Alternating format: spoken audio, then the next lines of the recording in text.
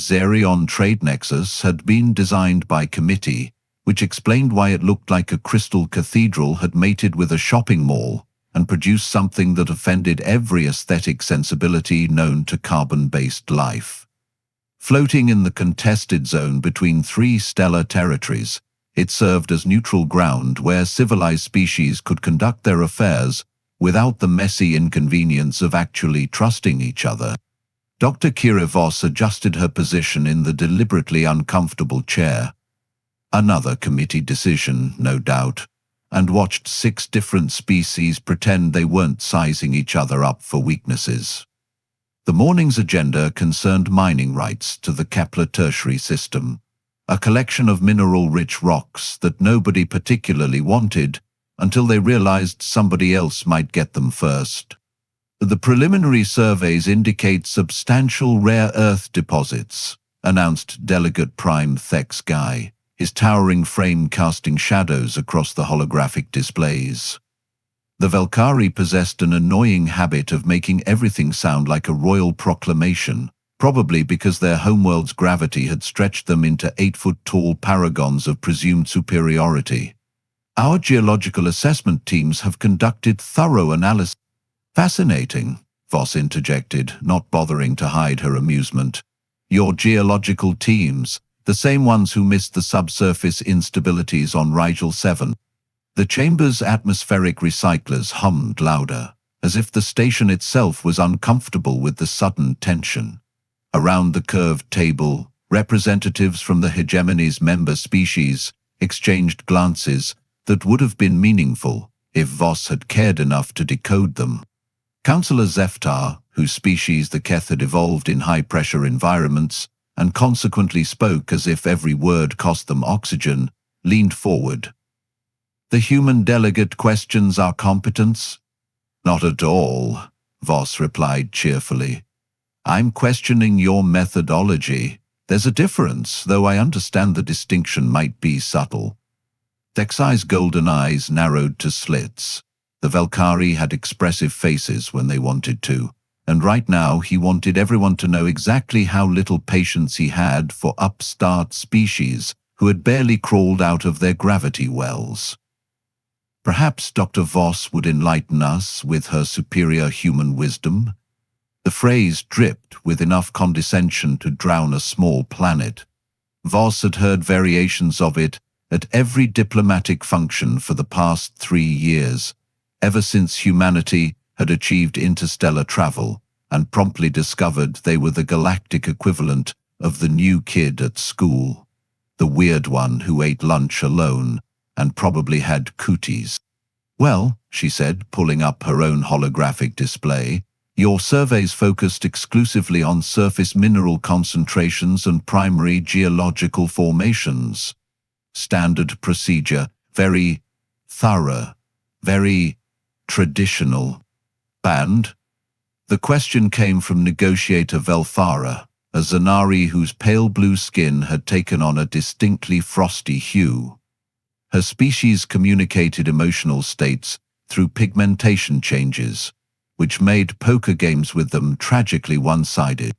And you completely ignored the microbiological indicators? Voss's fingers danced across her control interface, overlaying new data onto the existing survey maps.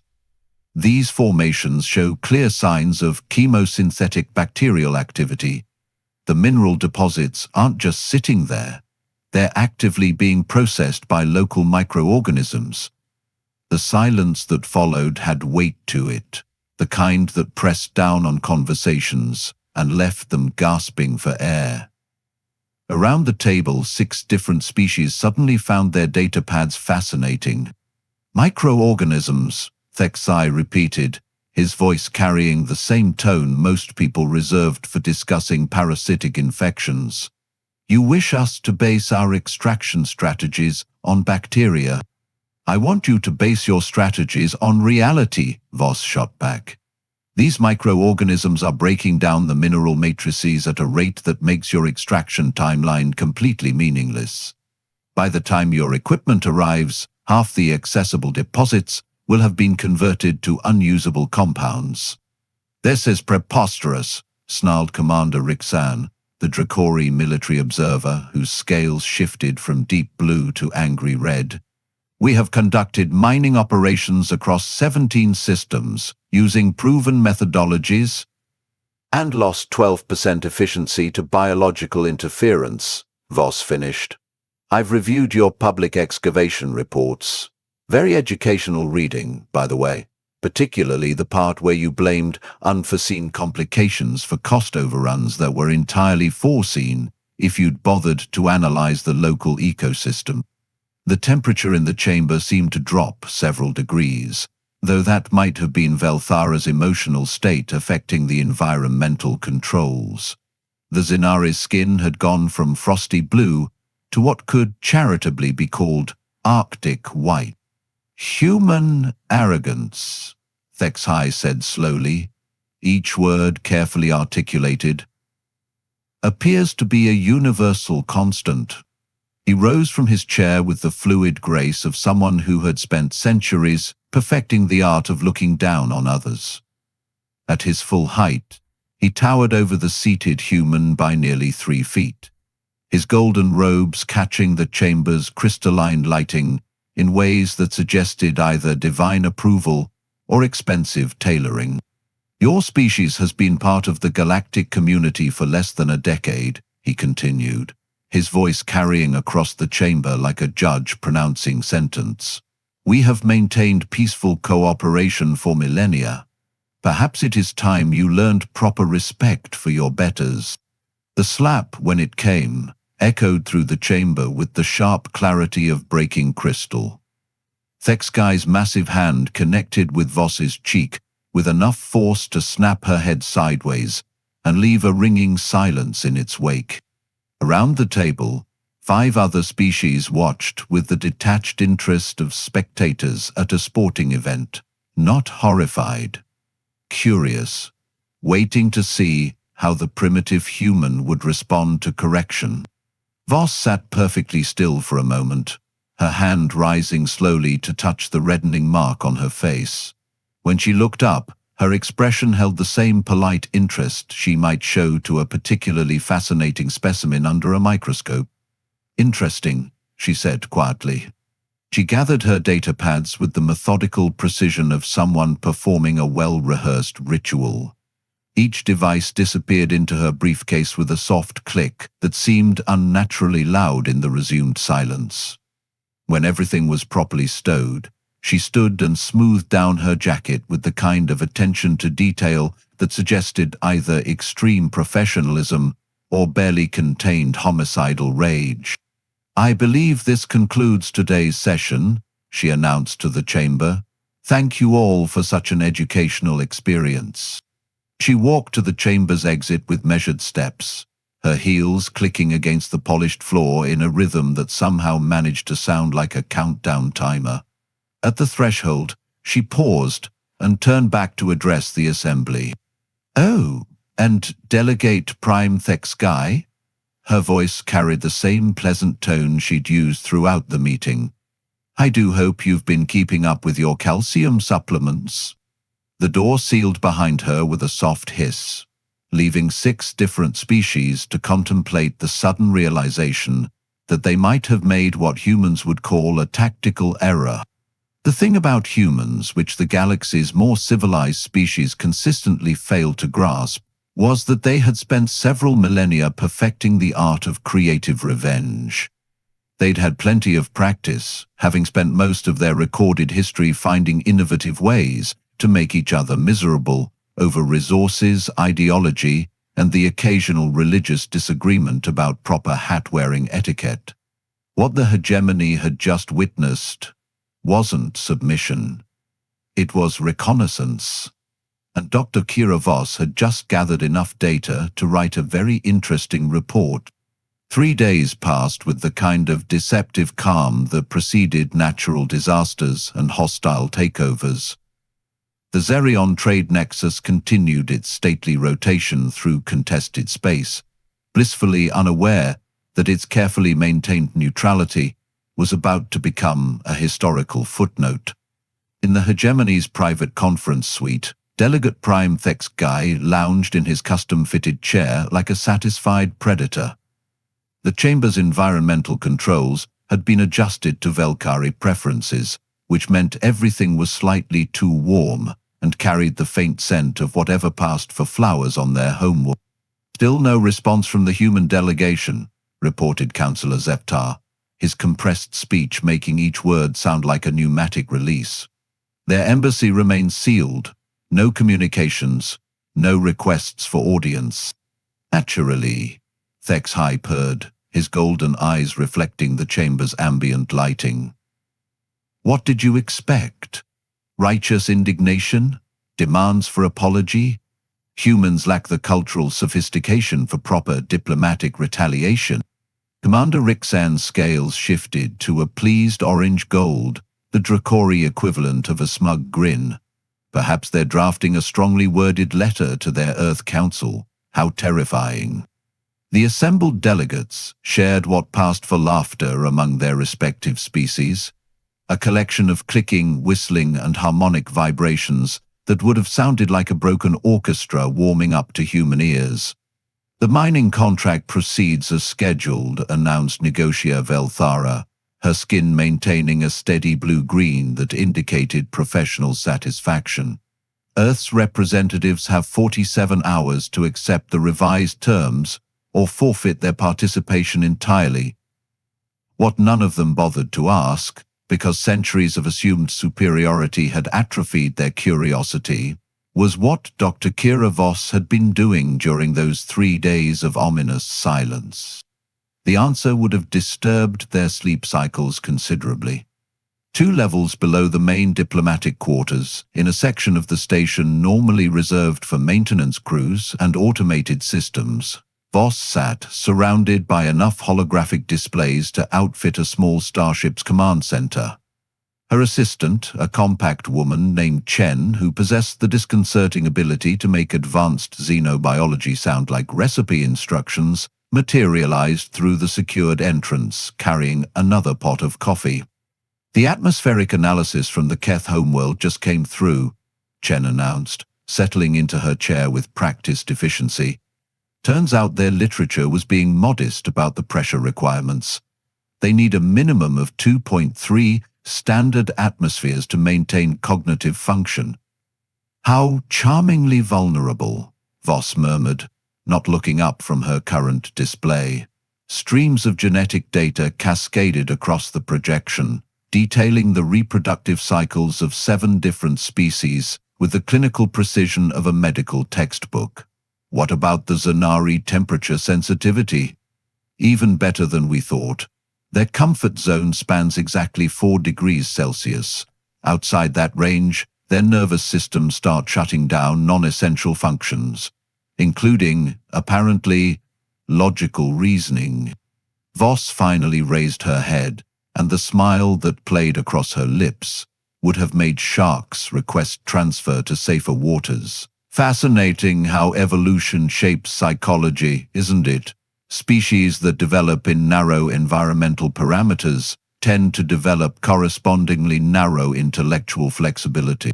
The holographic displays around them painted a picture that would have sent the hegemony's military advisors into collective apoplexy. Decades of accumulated research spread across multiple screens. Dietary requirements, atmospheric preferences, gravitational tolerances, biochemical vulnerabilities, and psychological profiles that read like instruction manuals for species-specific manipulation.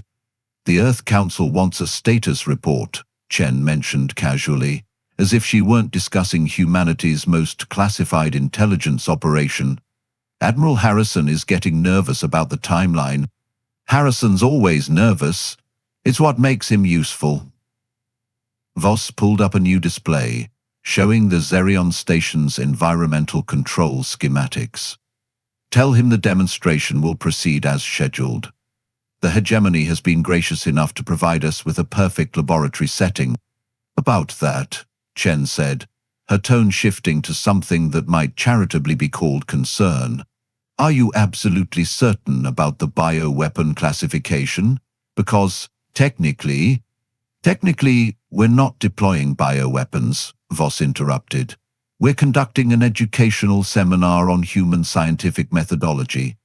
The fact that our teaching aids happen to exploit critical vulnerabilities in alien physiology is purely coincidental. Chen's expression suggested she found this distinction about as convincing as a Valkyrie's claim to humility, but she didn't argue. Working with Voss for 3 years had taught her that the woman's moral flexibility was matched only by her intellectual precision. The synthetic pheromones are ready, she reported instead, calibrated for each species' olfactory receptors. The Valkyrie batch is particularly nasty. Induces rapid calcium depletion that should manifest as muscular weakness and bone fragility within minutes of exposure. How poetic. And the others? Get respiratory distress that mimics altitude sickness. Zanari experience temperature regulation failure. Their skin will cycle through every emotional state in their spectrum. The Dracori compounds trigger molting anxiety, which apparently feels like having your skeleton try to crawl out through your scales. Voss leaned back in her chair, surveying the displays with the satisfaction of an artist reviewing a masterpiece. Years of patient intelligence gathering, disguised as cultural exchange programs and scientific collaboration, had yielded a comprehensive guide to galactic vulnerabilities that would have impressed Sun Tzu. "You know what the beautiful irony is?" she asked, not expecting an answer. "They handed us everything we needed. Every diplomatic function, every trade negotiation, every cultural exchange. They treated us like entertaining primitives and never noticed we were taking notes." The calcium deficiency data came from their own medical journals, Chen agreed. Published openly because they never imagined a lesser species would understand the implications. The atmospheric pressure requirements were in their safety protocols for space construction. The temperature sensitivities were in their environmental comfort guidelines. The psychological profiles came from their own anthropological studies. Voss's fingers drummed against her chair's armrest with metronomic precision. They documented their own weaknesses and handed us the documentation because they couldn't conceive of us as a threat. A soft chime indicated an incoming communication from Earth. Voss accepted the transmission, and Admiral Harrison's weathered face materialized above her desk with the crackling clarity of quantum entanglement communication. "Doctor," he said without preamble, because military efficiency left little room for social pleasantries, "the Joint Chiefs are asking pointed questions about your methods. They're concerned about the diplomatic ramifications of what you're planning. Tell the Joint Chiefs that diplomacy failed the moment Thexai decided human faces made acceptable percussion instruments," Voss replied. "Now, we're conducting an object lesson in why evolution favors adaptability over arrogance. And if the hegemony retaliates?" Voss's smile could have powered a small city with its wattage. "With what? Their superior technology? Their advanced weaponry? Their strategic brilliance?" She gestured to the displays surrounding her. "Admiral, in the past 72 hours, I've identified 17 different ways to neutralize their entire delegation using nothing more sophisticated than atmospheric adjustments and dietary supplements. They're not retaliating because they don't understand what they're retaliating against." Harrison's expression suggested he was beginning to grasp the full scope of what his former bioweapons specialist had engineered. "Jesus, Kira, you're not just evening the score, you're rewriting the rulebook."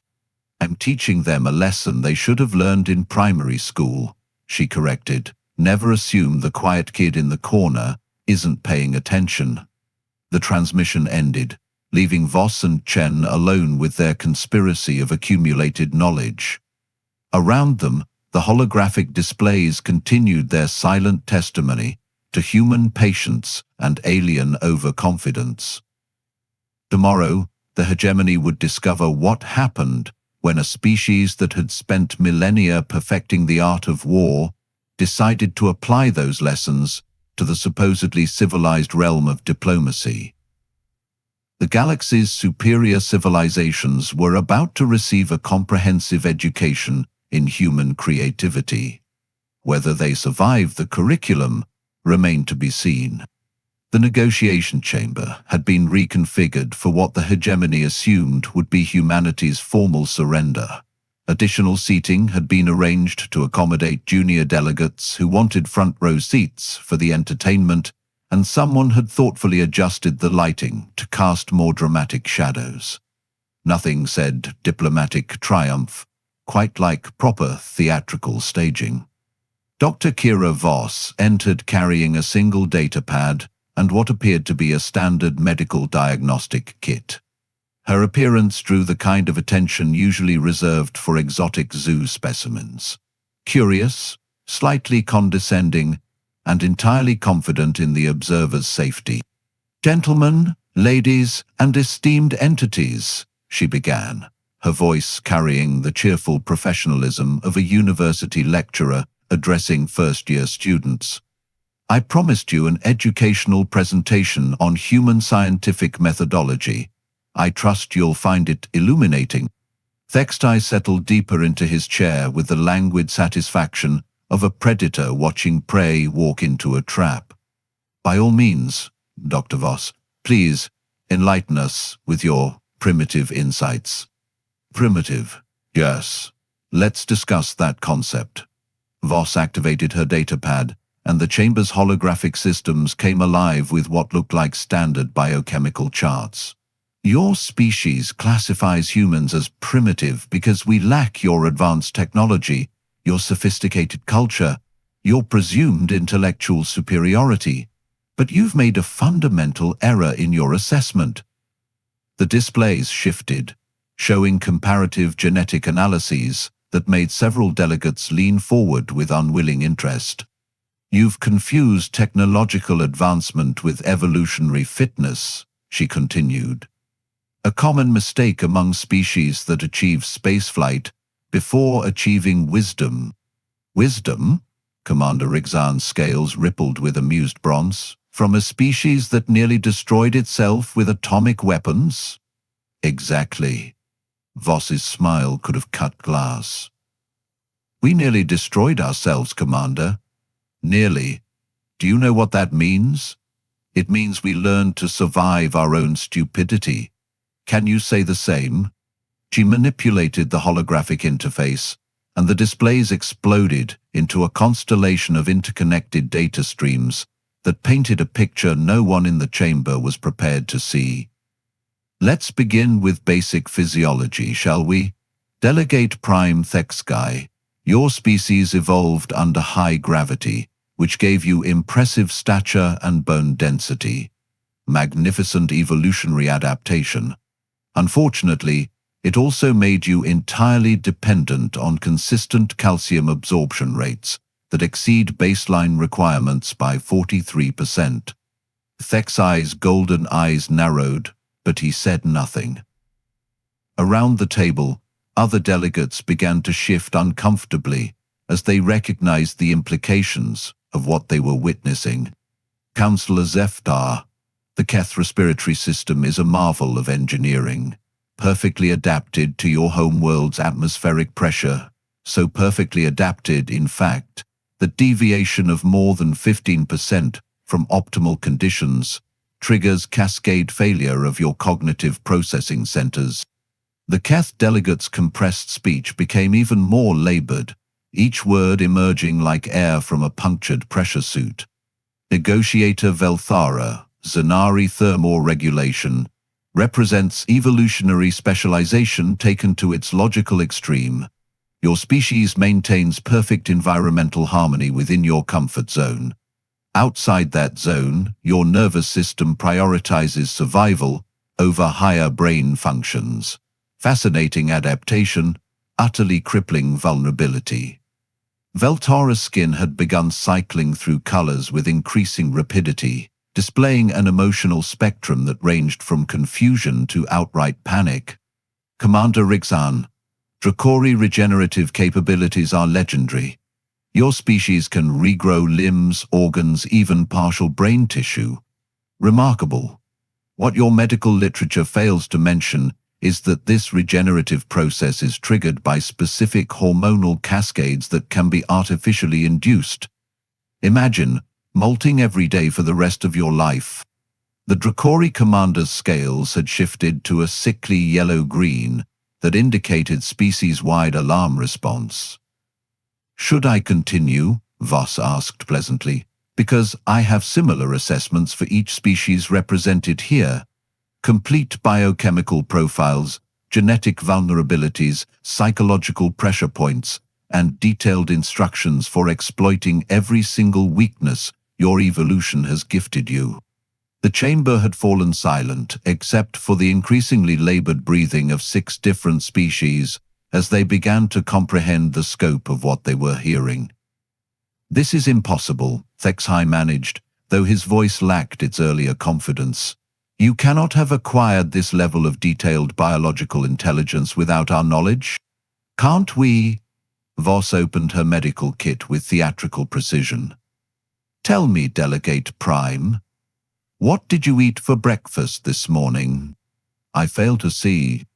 A hegemony hospitality protocol requires that visiting delegations be provided with species-appropriate cuisine, standard diplomatic courtesy. We've been analyzing every meal served in this facility for the past 3 years.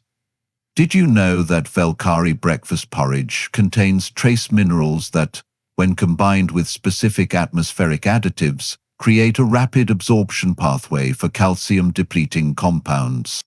Thexai's face drained of color, which for a Velkari meant shifting from golden bronze to something resembling old parchment. "You're bluffing," Councillor Zeftar wheezed, though the effort of speaking was clearly becoming more difficult. Am I?" Voss retrieved a small aerosol device from her kit. "Councillor, you've been breathing recirculated atmosphere for the past 15 minutes. Atmospheric recycling systems are remarkably easy to modify if you understand the engineering specifications. Which we do, because your own safety protocols provided the blueprints." She triggered the device, and a fine mist dispersed through the chamber's ventilation system. The effect was immediate and comprehensive. Thexai doubled over as his enhanced bone structure suddenly became a liability, calcium depletion making his impressive frame feel like it was collapsing from within. Zeftar's breathing became rapid and shallow, his homeworld-adapted lungs struggling with the altered atmospheric composition. Thalthara's skin strode through every color in her species' emotional spectrum as her thermoregulation systems went haywire. Commander Rixan scratched at his scales frantically as artificial molting hormones convinced his body that shedding time had arrived ahead of schedule. Seconds soon, Dinah Welters opened their bowl open. "The beautiful irony," Voss continued conversationally, watching the hegemony delegation writhe in various states of biological distress, "is that you provided us with everything we needed to accomplish this. Your medical journals, your safety protocols, your cultural exchange programs, your dietary requirements. You documented your own weaknesses and handed us the documentation." "Stop this," Thexai gasped, his towering frame now hunched and trembling. "You're committing an act of war." "War?" Voss laughed, and the sound held no warmth whatsoever. "This isn't war, Delegate Prime. This is a science lesson. I'm teaching you about human methodology.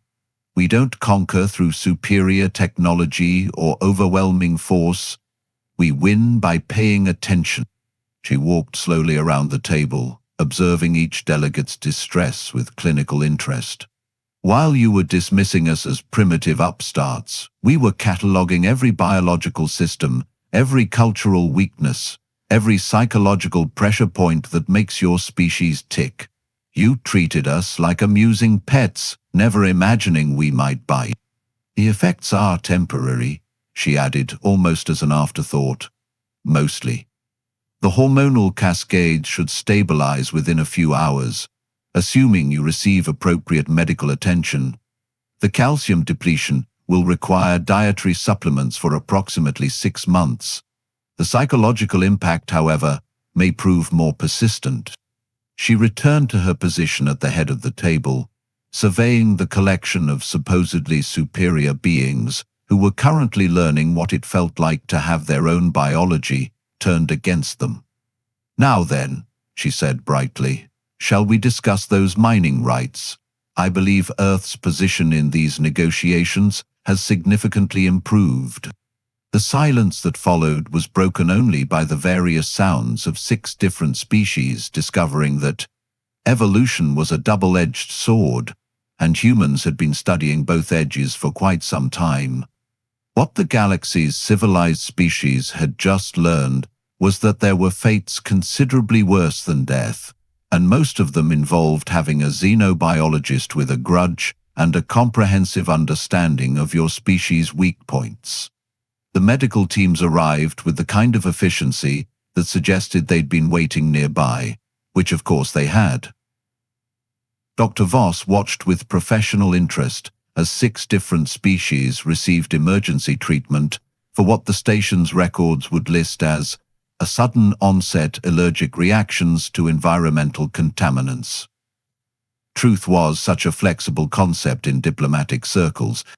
"The antidotes are quite effective," she remarked to the lead medic, a pragmatic Xerian whose own species had learned the value of neutrality through several unfortunate encounters with territorial disputes. "Full recovery expected within the time frame I mentioned. No permanent damage, assuming proper follow-up care."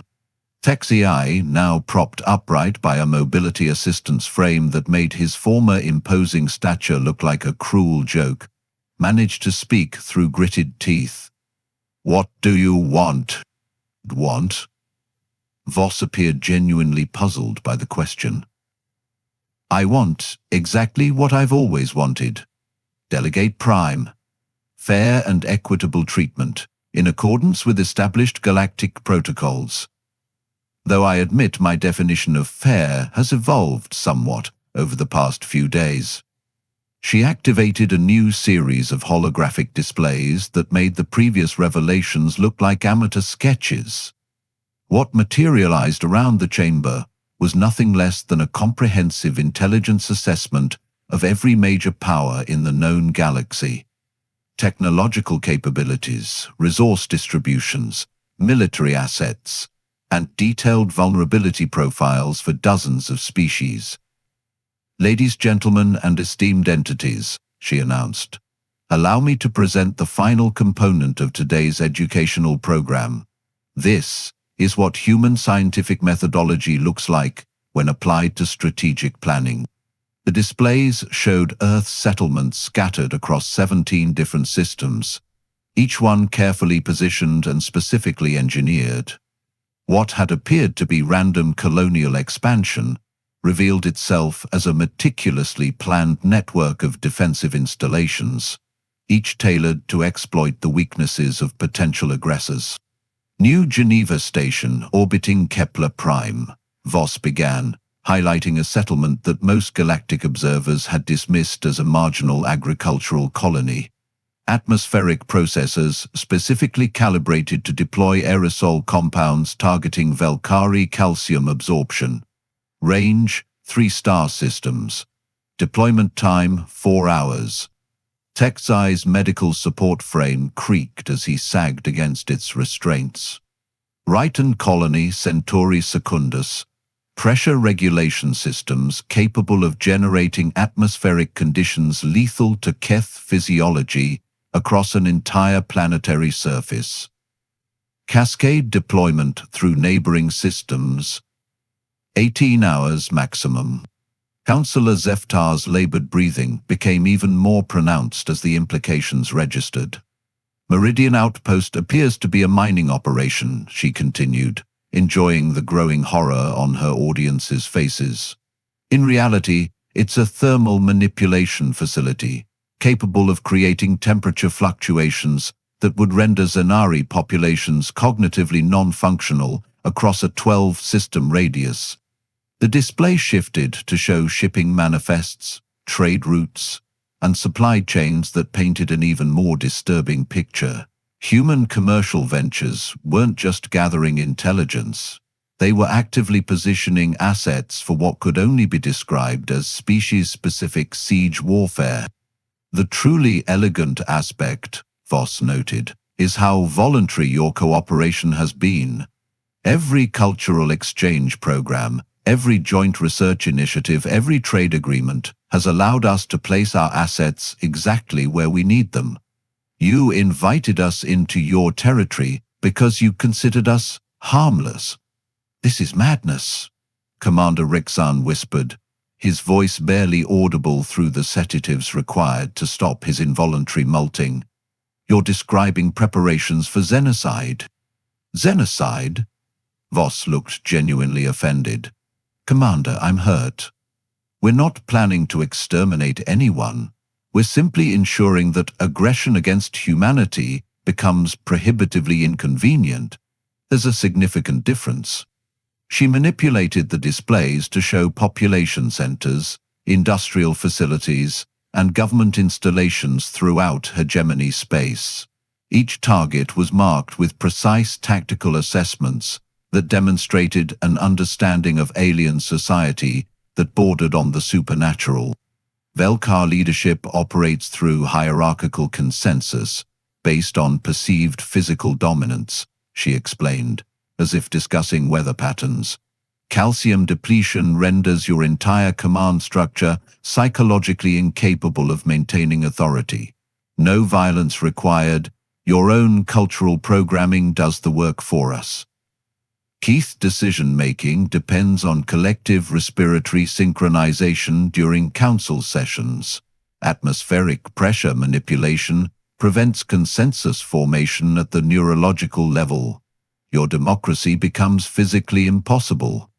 Zenari emotional regulation drives all social interaction. Temperature control disrupts their ability to communicate anything more complex than basic survival needs. Civilization reverts to subsistence-level functioning. Each revelation hit the assembled delegates like a carefully aimed psychological sledgehammer. What they were witnessing wasn't just military planning, it was cultural vivisection performed with surgical precision. The beauty of this approach, Voss continued, is its complete reversibility. Withdraw aggression against human interests, and the effects cease immediately. Resume hostile actions, and discover what happens when a species that survived several attempts at self-extermination decides you represent a long-term problem. She closed the displays and returned her attention to the medical teams working frantically to stabilize their patients. I believe this concludes today's educational presentation. The revised mining contracts await your signatures. I trust you'll find the terms more reasonable than our previous negotiations suggested. Texai struggled to lift his head, his golden eyes now holding something that might have been respect, or might have been terror. How long have you been planning this? Planning? Voss considered the question with the air of someone deciding what to have for lunch. We weren't planning anything, Delegate Prime. We were simply doing what humans do, paying attention to our environment and adapting to survive. The fact that your species mistook our adaptability for submission is unfortunate but not particularly surprising. She began packing her equipment with the same methodical precision she'd used 3 days earlier, though the context had shifted somewhat dramatically. You slapped me because you wanted to teach me a lesson about hierarchy and respect. Consider your lesson delivered. And our lesson? Voss paused in her packing, a small smile playing at the corners of her mouth. Your lesson, Delegate Prime, is that the most dangerous predator is always the one you don't see coming. Humans spent millennia learning to hunt creatures stronger, faster, and better adapted than ourselves. We succeeded because we paid attention, planned ahead, and never forgot that survival trumps pride. She sealed her case and headed toward the chamber's exit, pausing at the threshold just as she had 3 days earlier. This time, however, the assembled delegates watched her with the wary attention of prey animals, who had suddenly realized they were sharing space with an apex predator. "Oh, and gentlemen," she added, her voice carrying the same pleasant tone she'd used throughout the presentation. "Next time you encounter a species you consider primitive, you might want to ask yourselves why they're still alive. The answer is usually more interesting than you'd expect." The door sealed behind her, leaving 6 different species to contemplate the uncomfortable realization that they'd just been comprehensively outmaneuvered by the galactic equivalent of the quiet kid who sat in the back of the class and took excellent notes. 3 hours later, the revised mining contracts were signed with unprecedented speed. The terms were so favorable to humanity that several junior delegates wondered if there had been some kind of clerical error. There hadn't been. The galaxy's superior civilizations had just learned what Earth's children discovered in primary school. Never pick on someone smarter than you, especially if they've been quietly studying your weaknesses while you weren't paying attention. Dr. Kira Voss returned to her quarters and poured herself a glass of wine.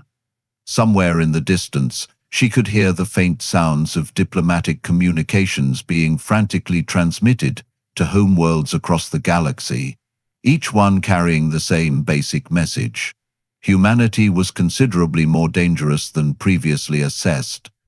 She raised her glass in a silent toast to the elegant simplicity of applied evolution. The galaxy had wanted to teach humans about respect and hierarchy. Mission accomplished, though perhaps not quite in the way they'd originally intended. Lessons were the ones that left a lasting impression.